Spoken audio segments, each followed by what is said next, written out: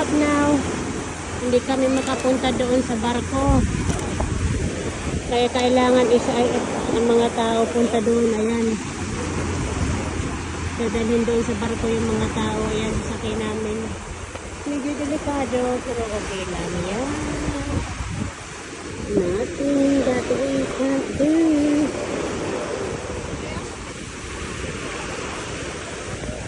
Whoa. Oh dear. They're alright. The boat just around the corner. The barko nasa kabila.